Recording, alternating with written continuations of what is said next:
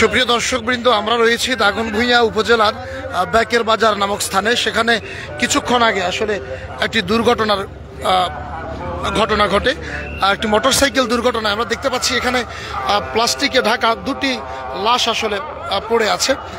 আমরা এই দুটা লাশই তারা মোটরসাইকেল আরোহী ছিল এবং পাশে যে গাছ দেখা যাচ্ছে, যারা এখানে ছিলেন স্থানীয়রা জানাচ্ছিলেন যে অতিরিক্ত গতিতে মোটরসাইকেল চালিয়ে এসে তারা আসলে এই গাছের সাথে আঘাত করে দিয়ে দুর্ঘটনার শিকার হন।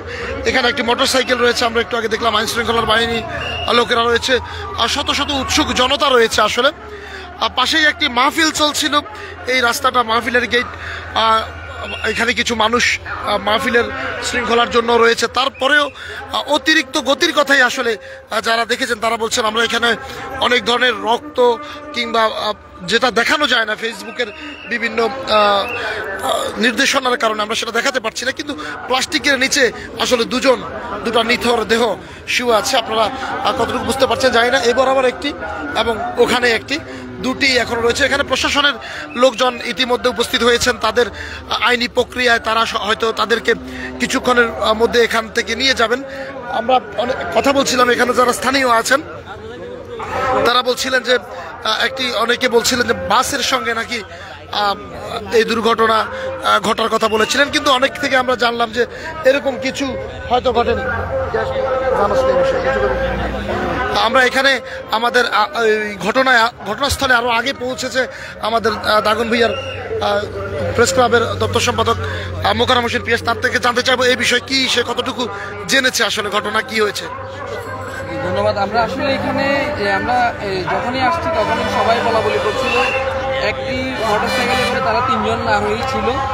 তো একটি বাসকে ওভারটেকিং করতে গিয়ে বাসের কোনো দোষ ছিল না সবাই বলতেছে, তা দুজনে ঘটনাস্থলে মারা যায়। মোটরসাইকেল তাদের গতি অনেক বেশি ছিল, যারা রাস্তার পাশে থাকা গাছের সাথে বা তাদের নিয়ন্ত্রণ হারিয়ে তারা পড়ে গিয়ে এই ঘটনা ঘটেছে। তো দুজন একেবারে ঘটনাস্থলেই মারা গেছে, আরেকজনের অবস্থা আশঙ্কাজনক, তাকে ফেনী সদর হাসপাতালে নিয়ে যাওয়া হয়েছে। জানি না সে বাঁচে কিনা, কিন্তু এখানে যারা যে দুজন মারা গেছে তাদের মাথার অংশ একেবারে নেই বললেই চলে, রক্ত সম্পূর্ণ এখানে রাস্তার মধ্যে বেরিয়ে গেছে। যার কারণে এখানেই তাদের পুলিশ এসেছিল ঘটনাস্থলে, এখনো তারা রয়েছে আমরা দেখতে পাচ্ছি। লাশ নিয়ে যাওয়ার জন্য তারা ব্যবস্থা করে লোক নিয়ে গ্রহণ করছেন, পুলিশ লাশ নিয়ে যাবে। ধন্যবাদ আপনাকে। আমরা যেটা শুনছিলাম আসলে এখানে যে দুটি মানুষের মরদেহ পড়ে রয়েছে, একদম একটা ওই সাইডে একটা এই সাইডে, আসলে মর্মান্তিক ঘটনা। আমরা লাশ যেহেতু দেখানো যাচ্ছে না ফেসবুকের নির্দেশনার কারণে, সেন্সিটিভ ইস্যুগুলো আমরা দেখাতে পারছি না, একদম মর্মান্তিক ঘটনাটাই ঘটেছে, দেখানোর মতো না কিংবা দেখার মতো নয়। উচ্চ গতির কারণে, সর্বোচ্চ গতিতে এসে যে পাশে মানুষ দাঁড়িয়ে আছে গাছগুলোর উপরেই তারা আঘাত করে বসেন এবং নিয়ন্ত্রণ হারিয়ে আসলে তারা এখানে এই ঘটনাটি ঘটে। দুজনেই জায়গায় নিহত হন এবং তারা তিনজন ছিলেন মোটরসাইকেলে, একজনকে একদম মুমূর্ষ অবস্থায় ফেনী সদর হসপিটালে নেওয়া হয়েছে বলে আমরা খবর পেয়েছি। আমরা অনেক উৎসুক জনতা দেখতে পাচ্ছি। আমরা যদি তারা যেই মোটরসাইকেলটি আসলে করেছে, যে মোটরসাইকেলটি অ্যাক্সিডেন্ট হয়েছে, আমরা সেই মোটরসাইকেলটি একটু দেখাতে চাই। এখানে আইন শৃঙ্খলা বাহিনীর লোকেরা এসেছেন, তারা আসলে লাশগুলো নিয়ে যাওয়া কিংবা আইনি প্রক্রিয়ার কাজগুলো চলমান রেখেছেন। এখানে আমরা অনেক আইন শৃঙ্খলা বাহিনীর লোকও দেখতে পাচ্ছি স্থানীয়। আমরা যদি একটু মোটরসাইকেলটা দেখাতে চাই, আমরা এখানে তাদের যে দুর্ঘটনা ঘটা মোটরসাইকেলটি আমরা দেখতে পাচ্ছি, এটা আমাদের সামনে একদম ভয়াবহভাবে আসলে এই মোটরসাইকেলটির আমরা অবস্থা দেখতে পাচ্ছি যে আসলে কিছুই নেই, একদম নিয়ন্ত্রণ হারিয়ে আসলে এই মোটরসাইকেলটিতেই আসলে ওরা তিনজন ছিলেন।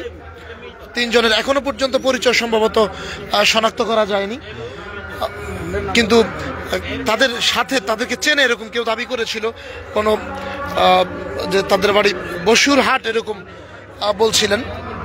তো আমরা দেখতে পাচ্ছি এখানে আসলে আইনি কার্যক্রম যেটা সেটা চলছে।